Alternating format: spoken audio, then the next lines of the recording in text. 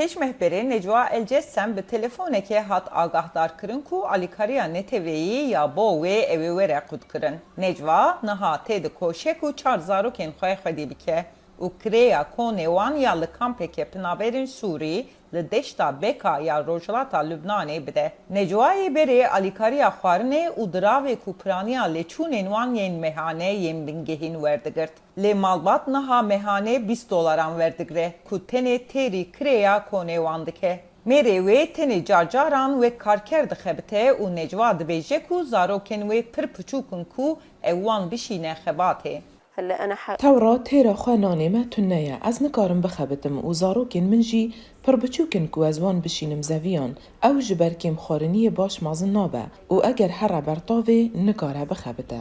Ajansên alîkariyê wê di konferansa xêrxwazan ya salane de hewil bidin ku bala cîhanê bikişînin ser rewşa xirab ya Sûriyên mîna Necwa El-Cessem ya ku Yektiya Awropa li Brükselê bo alîkariya mirovî ya ji ber krîza Sûriyê dardixe. Di konferansa îsal de berhevkirina nêzî $11.2 milyar tê armanc kirin. Lê kardestên neteweyîn yekbûyî dibêjin Vê peydakirina çavkaniyan zehmet be. Em vê yekê dizanin. Sala borî me nêzî $1.4 milyar berhev kirin. Ku nîvê armanca me bû. Loma îsal em tenê qasî $3.8 milyar daxwaz dikin. Da ku em bikarbin hem bû Lubnaniyan û hem jî bû Sûriyan alîkariya bingehîn pêşkêş bikin.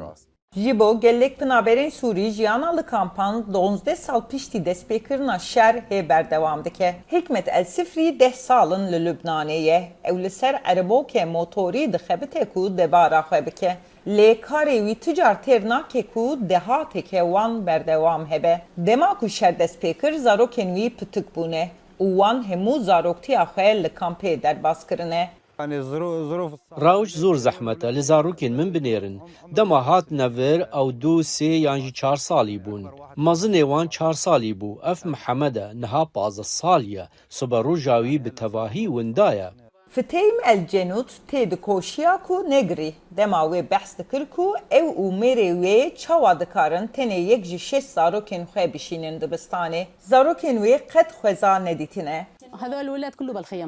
لوان همو زاروکن لکمپان بنیرن. تورا او نکارن بچن خوزای جی ببینن. ججن تی پیروزباهی تی لی او هر تم لورن. او دگرین و دبیجن دای مدر خینه در و گو ام کیفه بکنو ببینن. لی ام نکارن. Ji ber kêmbûna diravê nexweşxaneyên li Bakur û Rojavayê Sûriyê yên di destê opozîsyonê de neçar mane ku xizmetên xwe kêm bikin. Hevdem bernameya xwarinê ya cîhanî ya netewên yekbûyî mezinayî ya alîkariya xwarinê ya mehanê kêm kiriye ku ji zêdetirî 1 milyon kesên li wê heremê tê pêşkêşkirin. Niha bi milyonan pinaber bi bendewariya pirtir alîkariya nav neteweyî bi xemgînî, bi xizanî, bi eş û bi fîkar lê dîsa jî bi hêvî têkoşîna xwe ya bo jiyaneke baştir û evledar didomînin. Özlem Yasak, Dengê Amerîka.